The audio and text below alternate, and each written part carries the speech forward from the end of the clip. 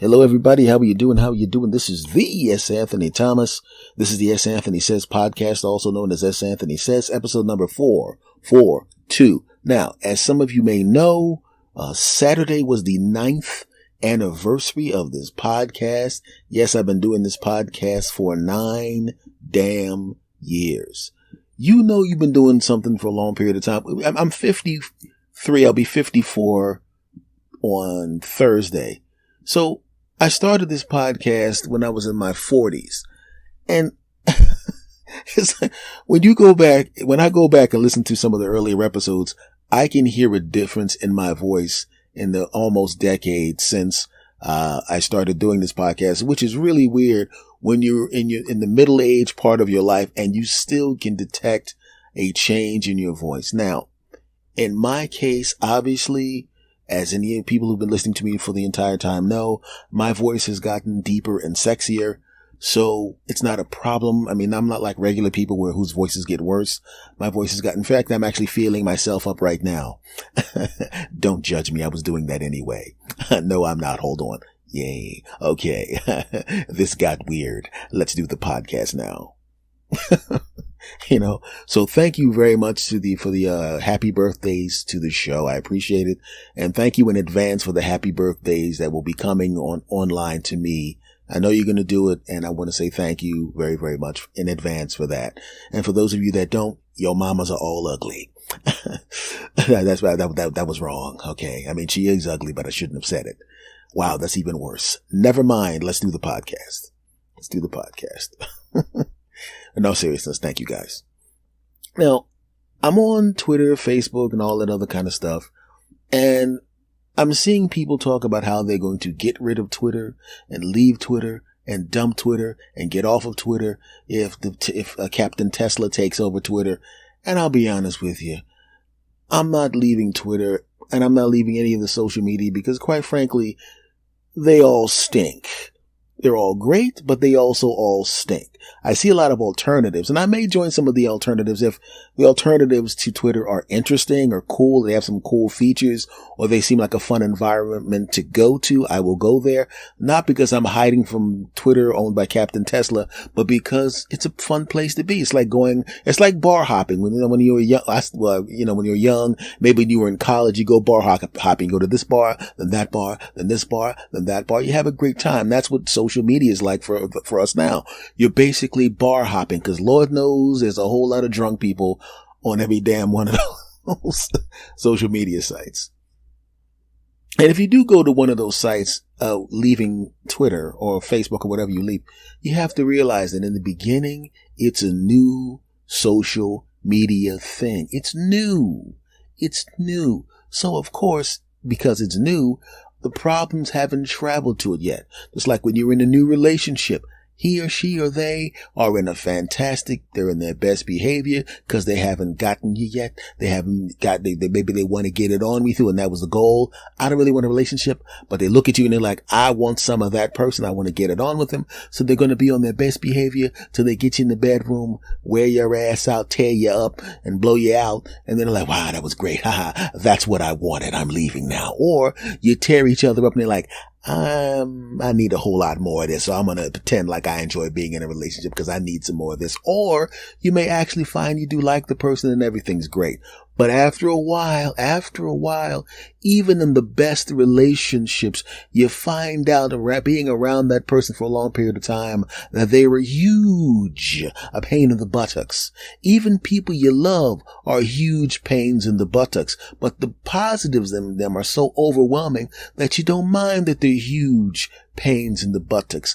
I had one girlfriend who was just wonderful and beautiful and sexy and delicious and incredible and all of that kind of crap. And it was fantastic 95% of the time. The other 5% of the time, ooh, not to be indelicate, but when she would come out of the bathroom, you would have thought that someone had dragged in cattle and burned them alive in the bathroom, because that's what it smelled like when she walked out. If I showed you a picture of her, you'd think she was this beautiful, dainty, she's the most beautiful, the cutest little pixie, she's a beautiful thing.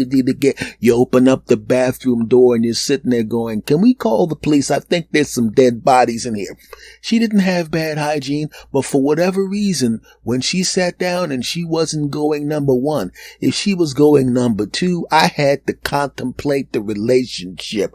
I almost broke up with her once a day because that's how many times she'd take my bathroom and make me decide if I need to go to Lowe's and find if they have some flame retardant paint because it smelled like burnt death in the bathroom. Right?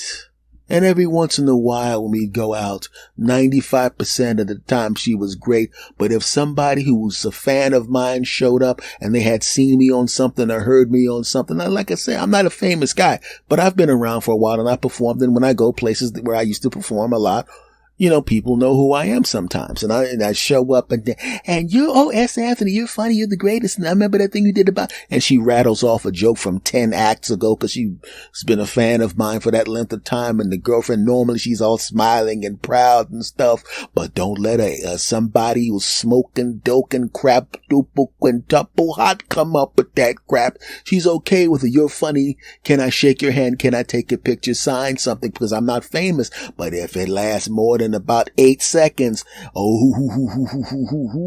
Only thing missing is Dana White or Vince McMahon because she's about to whoop somebody's ass. Only thing missing is the glass breaking sound effect. Psh, and the Stone Cold Steve Austin music.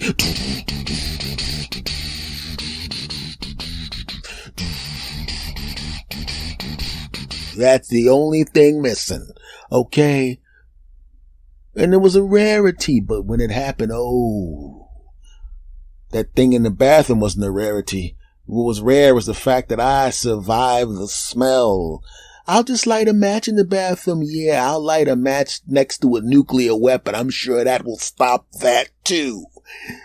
I'm trying not to be indelicate, but that was just a weird. Sometimes you see a person and you just can't picture one thing and the other thing happening at the same time. You can't picture this woman who looked like a miniature Victoria's Secret model dropping bombs. I'm a grown man and you walk out the bathroom, you barely smell anything. But when I'm bringing up bad memories. And I know you're listening to this podcast and you gave me permission to talk about it, but I'm not going to mention your name. And you still have that problem because I was hanging out with you and your dude who's a friend of mine now as well. And even he's like, so it was like that back then. I'm also contemplating the wedding. I'm about to divorce and leave it with the kids. No, I'm about to take the kids because I don't want her to kill the kids with her butt hair. Moving on. But it's sometimes in the beginning, things are great and it's just so fantastic and amazing in the beginning, and then things change, right? I'll tell you about something else that changed, which actually kind of disappointed me, which was really weird. I had when I was a kid, I would stay at my grandmother's house because my grandmother was very, very, very close to the grade school. So I would be dropped off there early in the morning.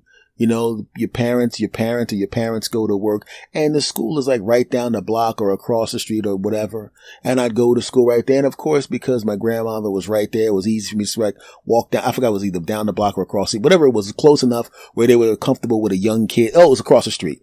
Yeah, across the street. So it was cool. It was no big deal. I could see grandma. I remember now. Yeah, I could see my grandmother's house for one of my classes. So yeah, it was across the street. Damn, I forgot about that. It was across the street. Right? So it was okay for me to go across. It was across the street. No big deal.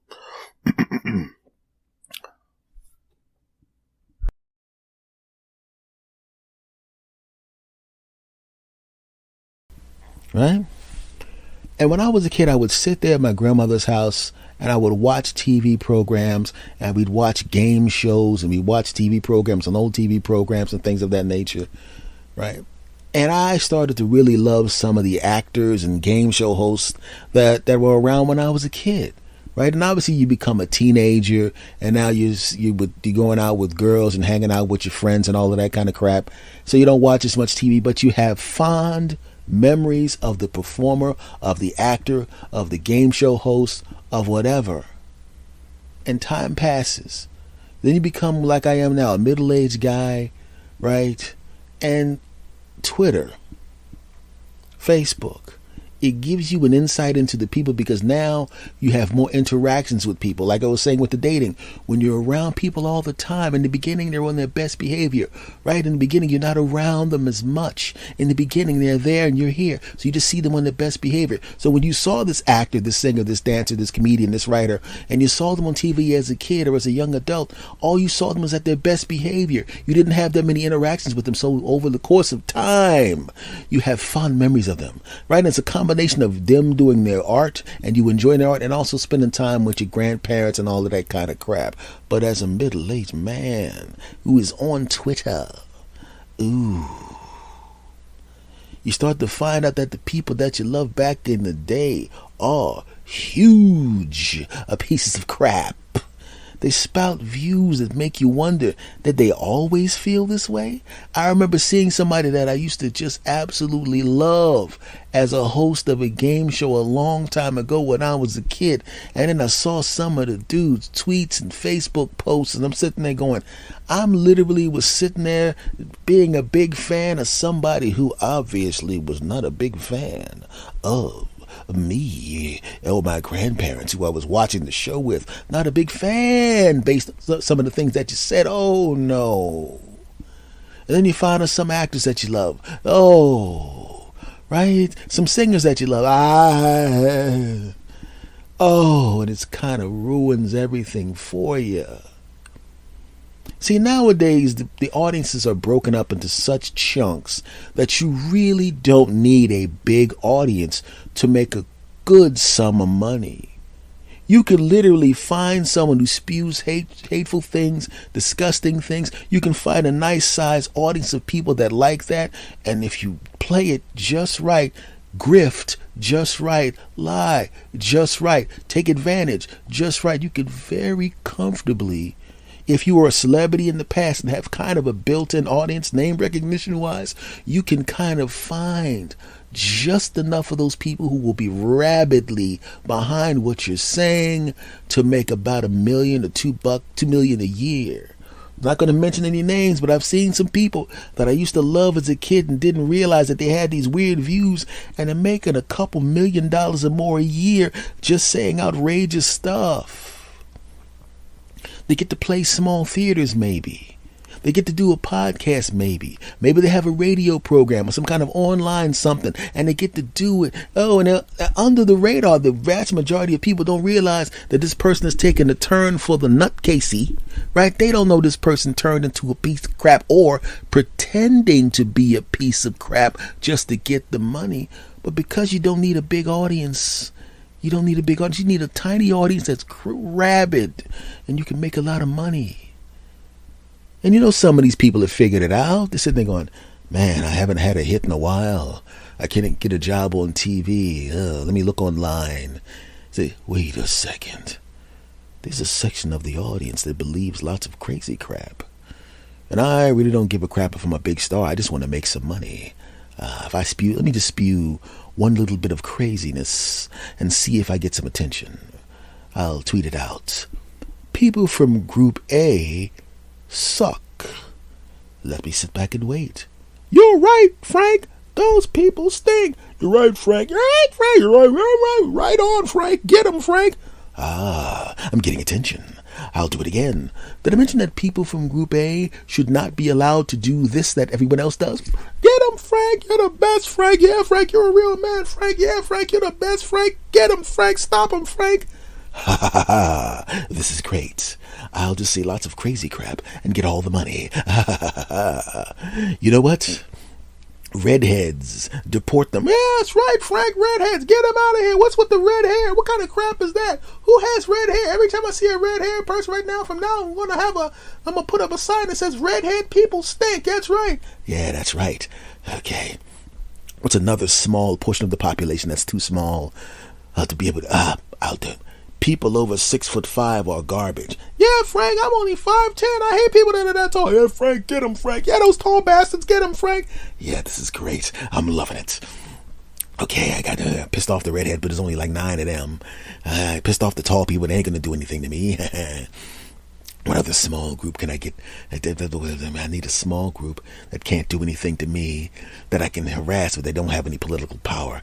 Let's see. I know what I'll do with it. I think left-handed people are the devil. That's right, Frank. Get those left-hand bastards. Oh, Frank, I was agreeing with everything until you said redhead. I'm sorry, not redhead. You said left-handed people. I'm left-handed. Then maybe you should learn to be right-handed, and then you can join us in the hate. You're right. I can learn to write with my other hand, and then I can join in the hating with people. It's going to take me a few months, but I'll be back listening to you a few months later. Hey, Frank, I can write with my right hand. So you're right. Left-handed people suck. Hate. Right? Because you have to realize they don't have to have a gigantic audience to be successful. They just need a small, rabid audience that they can grift from. It's like the difference between a forest fire and a coal fire, right? The forest fire would be the big attention. The forest fire would be superstardom where everyone sees, and obviously a forest fire is a bad thing, but you get the point I'm making, right? It's a big deal. Okay, you know what? Let me get forest fire out of there because people are going to go, why are you saying forest fire? Forest fire is disruptive as Anthony. You should use something else in your metaphor. Okay. Fireworks. How about we say a fireworks show? How about that? That's much better. We can't complain about that. Fantastic person who hasn't complained yet. I'll use fireworks instead. So shut up, punk. You really shouldn't be saying shut up, punk to people. Hey. That's one of my best catchphrases. So shut up, punk. Back to what I was saying. So being a star is like fireworks, like a fireworks show. But a fireworks show is very, very expensive. You can't do that, right? But the coal fire is controlled. It's small, right? Maybe it's the fire in your heater. It's a tiny fire compared to the fireworks, right? They both have fire involved with them, but the fireworks show is big and massive. But you can't afford that. But you can do the coal fire because it's small. Yeah. And that's what a small audience can be like for you. They can give you just enough of what you want without having to worry about dealing with the other stuff. The coal fire heats up just your house. And if you have a small audience that's rabid and likes hateful things that you say, and stupid things that you say, and bigoted things that you say, and anti-gay things that you say, and racist things that you say, you can say those things, and the small audience will just keep handing you money, and buying your t-shirts, and coming to your small shows, and doing all these other kind of things, and coming to your book signings, and you'll make just enough money to live a happy, happy life, even though the overwhelming majority of people will be disappointed and disgusted by you. And that's the thing I'm talking about. In the beginning, it seems like a good idea. Maybe I will leave Twitter if it becomes too bad, but most likely I won't, right? Or I'll join another place and see what happens. But the only reason I was thinking about that was because, like I said, I started to see people on Twitter that I grew up with. I didn't grow up with, but I grew up watching them. And it just, I was just so disappointed in some of those people. It was like, and they all, and I didn't think about leaving Twitter. The only time I really think about leaving Twitter is when it becomes boring. You know what I'm saying? Or if you're putting something out there and nobody notices it. But then I realize I just don't give a shit. It's like once I put an idea out there, it's not mine anymore. It's gone. It's out into the ether. Unless it, starts to generate some money, and then I reserve the right to take the idea back and get paid. I had to put that in for legal reasons. Yeah, you're not gonna pull this video. You're not gonna pull this podcast up 5 years from now when I say something cool. It turns into a T-shirt. Somebody steals my idea, and then I have to sue them or beat their punk ass to get my. Not that I would beat their punk ass because by saying now that I would beat their punk ass, they could come back in the future and go, see, back in the past he said that he would beat the ass of somebody and called them the punk ass, so we would like to sue him and say that it was premeditated. So future person, if you steal my idea, of course, if I in fact do beat your punk ass, it's not because I'm saying it now. I'm saying now that it's wrong. Is that enough to save me? No, it is not enough to save me. You're screwed, buddy. You either edit it out or deal with it. Get out. Anyway, folks, so when people ask me if I will leave Twitter if Captain Tesla takes over, nah. Because if you go to another social media site, it's going to be the same thing eventually. If everybody leaves Twitter to go to whatever the next thing is, it's like a party. You know, when you throw a party in your house, if you have 5 people, hey man, don't worry about that party over there where those people are getting rowdy. You come to my party, man. And then you go to another party and go, hey, there's 6 of us here. This is fun. Yeah, it's very cool and chill and laid back. And then 6 more people come. Oh, now we have 11 people here instead of it's 12. It's 15 people. And eventually the party starts to become popular, and people start going, hey, that party that we weren't paying attention to, that nobody was at, it's becoming popular. Let's go to it. And then the big number of people go to it. And when the number gets big enough, the jackass is going to go, hey, let's go fuck that party up too. We fuck up every party, every other party we go to. They seemingly having a great time over there. We can't have that. So let's go over there and act like jackasses, which is exactly what will happen. No matter what you do, after you've been around for a while, the jackasses will all come. Now, I'm not saying, like, once again, if there's other platforms and they're cool, I will probably go over there too and enjoy them too. But I'm not just going to jump off of one platform because somebody else jumps on. That's not my flow. And besides, like I said, eventually, any place you go, once it becomes more successful, the jackasses will follow. You put content on YouTube. As soon as you start to gain a little traction, all of a sudden you start getting thumbs down on innocuous stuff, or you started getting troll comments from jackasses. It's just part of the game. It's going to happen, and there's really nothing you can do about it. Okay? So just realize that, and don't think that you're going to go someplace and it's going to be some kind of oasis. If you're online and the general public has access to it, the overwhelming majority of people are probably going to be cool, but there's going to be just enough jackasses to make it uncomfortable. That's just the way it is. You know what I'm talking about. You've had Thanksgiving dinners. Mabel has really good Thanksgiving dinner. Let's start inviting some of the other cousins. Yeah. And 2 years later, let's never have Thanksgiving again because of the gunfights that were in the basement. So you know what I'm talking about. So, folks, that's my take. Okay. So much love to you all. That has been episode 442. Once again, thank you very much for all the love for the 9 years I've been doing this podcast. Much love to you all. Like I said, thank you in advance, because I know you're going to be saying happy birthday to me in a few days when I turn 54. So thank you in advance for that. And if you really want to give me an early birthday present, or just because I want you to do it no matter what, if you like this podcast, please make sure that you rate and review this podcast. Tell a friend to tell a friend. Share the podcast on social media. Leave 5-star reviews. And make sure that you subscribe to this podcast, you bastards. Okay? Much love to you all, and I will see you again next time. Take care.